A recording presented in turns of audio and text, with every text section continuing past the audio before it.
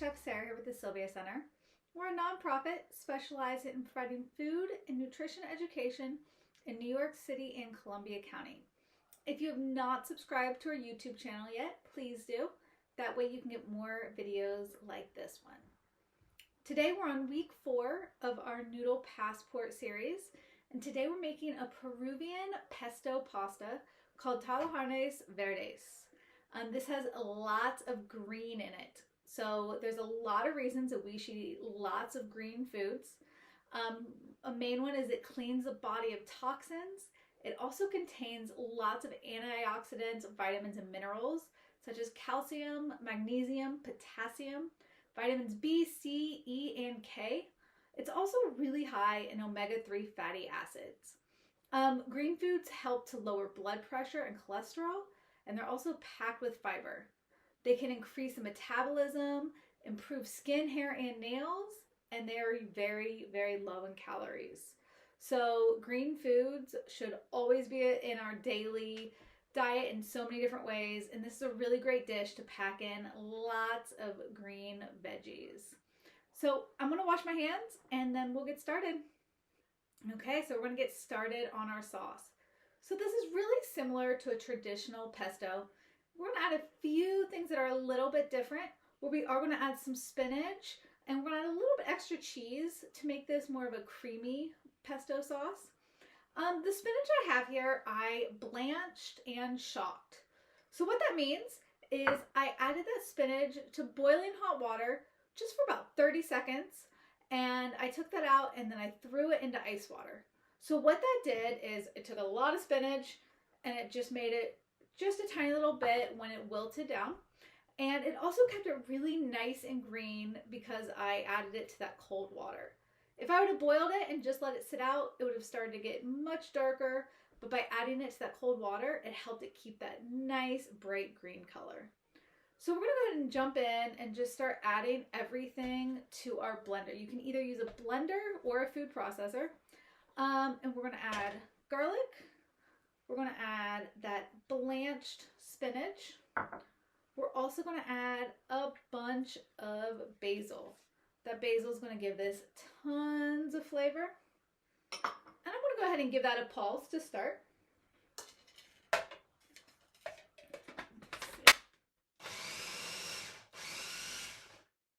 Okay, so that just started to mix everything up.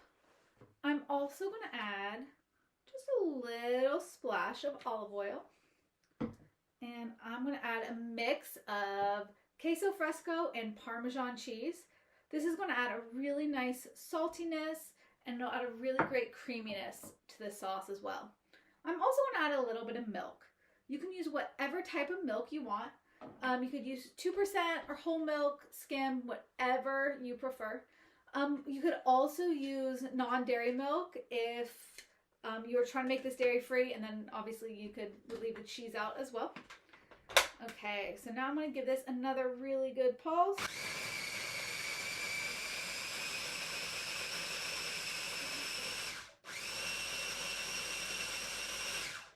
Okay, so you can see it's starting to get beautiful and green. It still is a little chunky, so I'm going to let it go for just about 20 more seconds. Okay, so look at how beautiful our sauce is. You can see it's nice and bright green. If you wanted it a little bit thinner, you could add more milk, but for me, I think this is a perfect consistency. Okay, so I'm starting to get my pan warmed up, and here I have that pesto sauce I made. I have a little bit extra cheese for the top, and I have some broccoli that I also blanched and shocked the same way I did the spinach. I also have whole wheat spaghetti here. Right now I'm just making a small portion because I'm just making this for my dinner for tonight, but this is a very easy recipe to make a lot of. So you can make tons of this sauce and serve as many people as you would like. It also holds really well, so you can make it and then save it for lunch for the next couple days. Okay, so my pan's starting to get warm, and I'm going to go ahead and start mixing these ingredients. So once I have my pan to a medium heat, I'm going to go ahead and add that pesto sauce right into the bottom. And I'm just going to give that a quick stir just to kind of get the heat incorporated. Once I mix that around, I'm going to start to add in my other ingredients. So first I'm going to toss in that pasta that I've cooked al dente.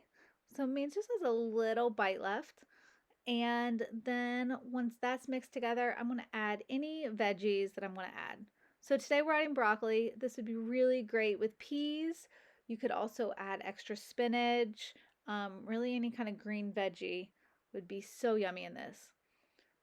Once I add that broccoli, I also add some salt and pepper to taste.